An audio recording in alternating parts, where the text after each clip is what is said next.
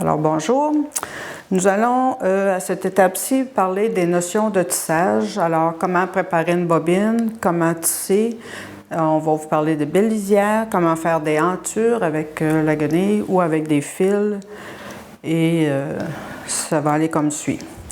Dans un premier temps, préparer une bobine, on enroule avec la canteuse.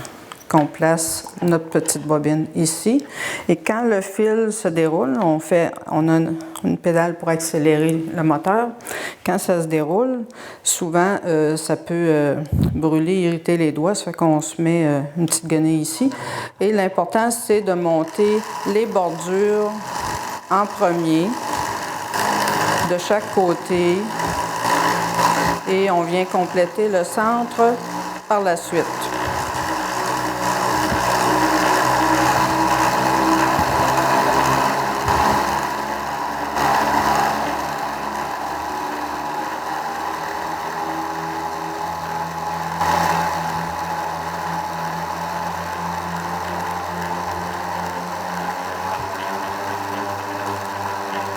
Et voilà, on peut arrêter quand on veut. Ne pas trop gonfler la bobine, c'est pas bon non plus.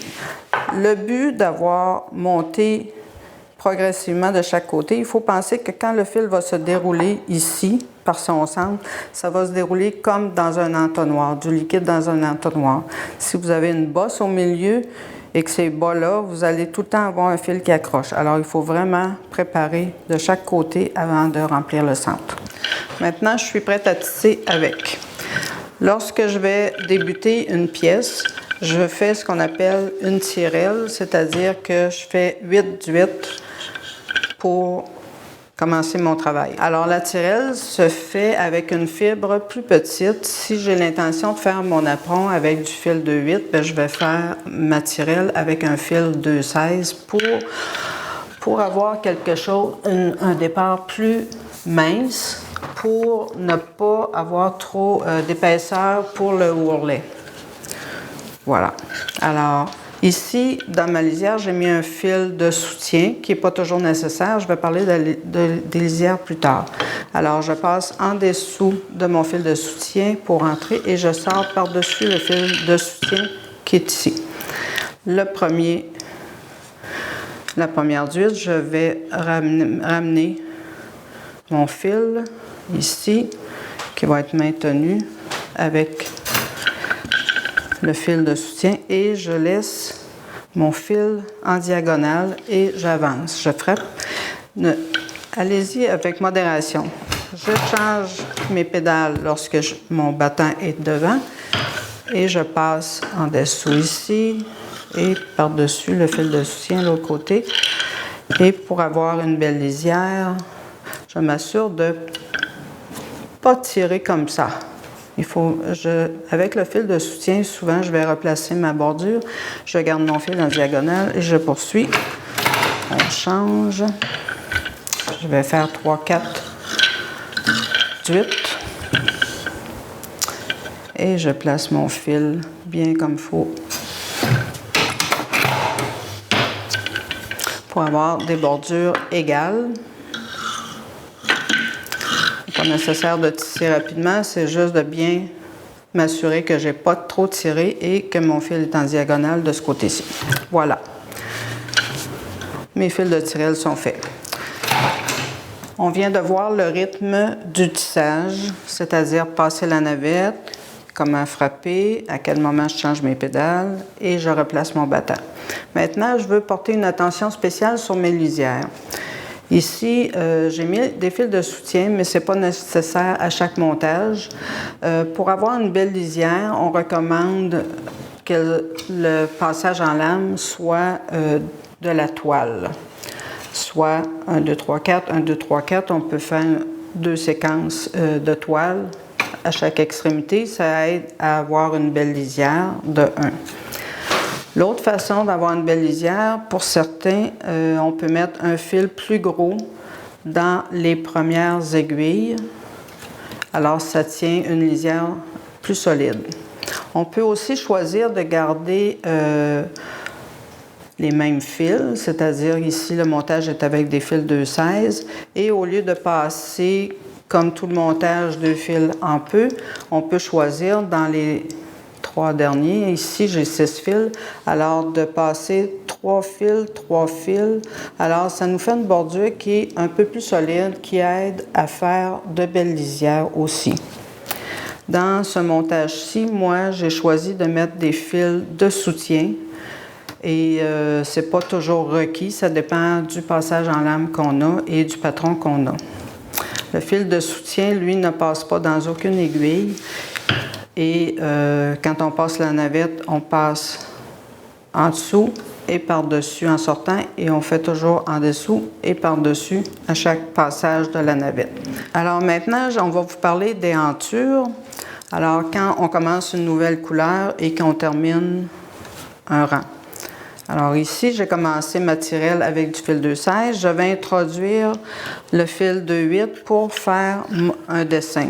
Alors, je vais tisser. Je vais terminer celui-là, le 2,16. Je vais le fermer. Alors, je vais couper et je vais enrouler ici autour de mon fil de soutien comme ça. Et je m'assure de ne pas trop tirer et je frappe. Là, je viens de fermer celui-ci. Lorsque je change de couleur, avec le fil de 8, il est possible de dédoubler mon fil pour avoir une bordure plus mince. OK, alors j'ai terminé ici ma tirelle. Je reprends avec le fil de couleur qui va commencer mon napperon. Lorsque j'ai un fil de 8, je peux dédoubler mon fil à son extrémité.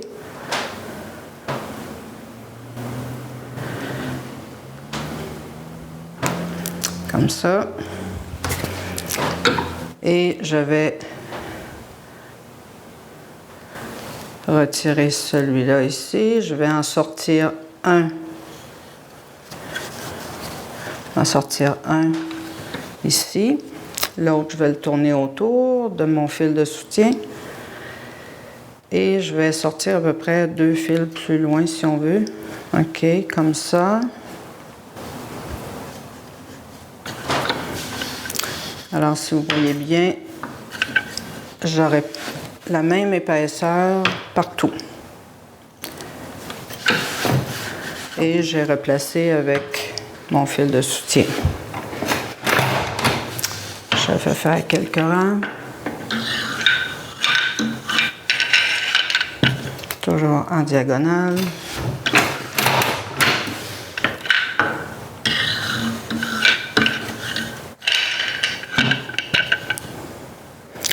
Voilà, en diagonale, je frappe.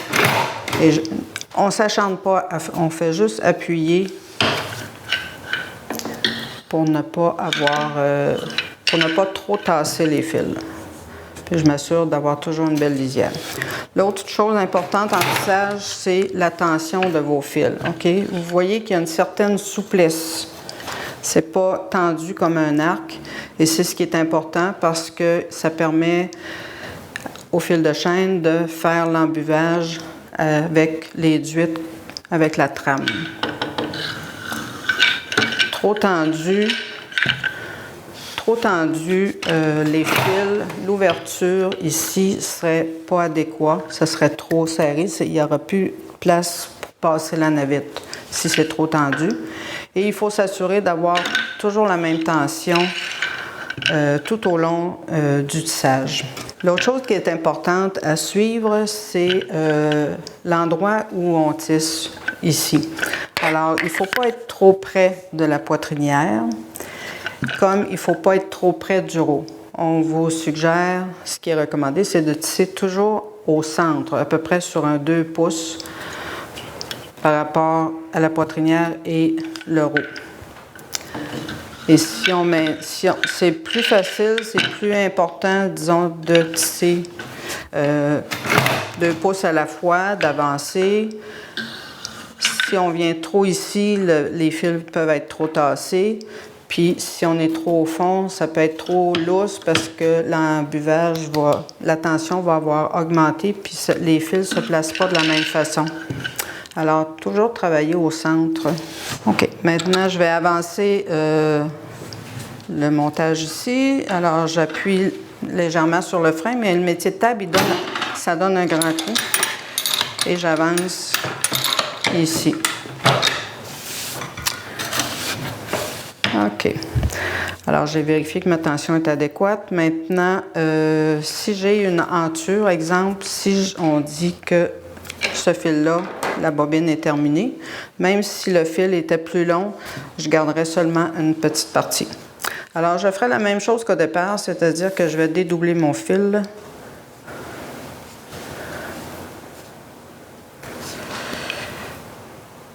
Et voilà. Bon, je fais la même chose avec celui que je veux approcher, avec lequel je vais reprendre. On va le détwister avec les doigts. Avec l'aiguille, je le sépare.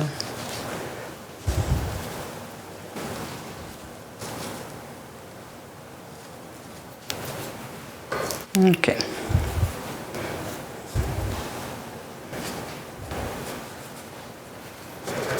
Je vais en enlever un.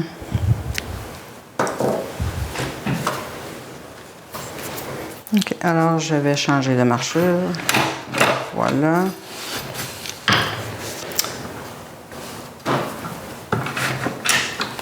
Je passe autour ici.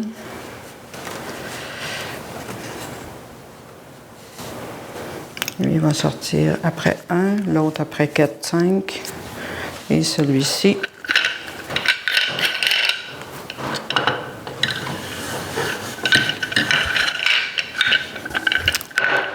Celui-ci, je vais l'amener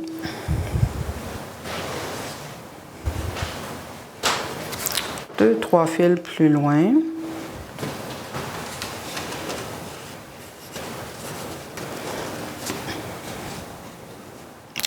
Alors, il va en avoir moins épais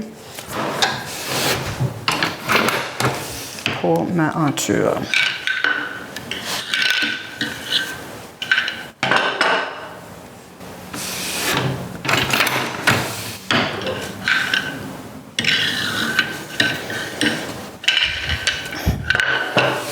Là, on voit ici que j'ai avancé trop près de ma poitrinière, exactement ce qu'il ne fallait pas faire.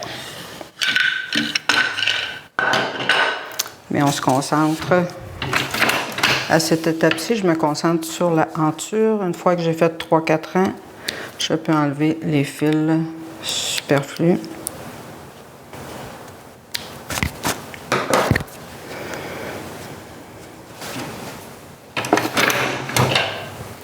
OK, je change ici.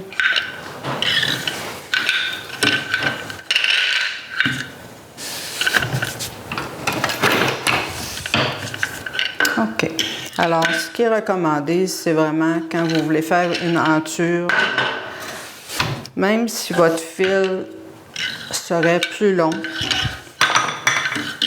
excusez, remplacer le fil de soutien. Même si mon fil terminerait ici, je viendrais quand même faire la enture soit d'un côté ou de l'autre, mais jamais au centre. Ça, c'est pour les entures avec fil.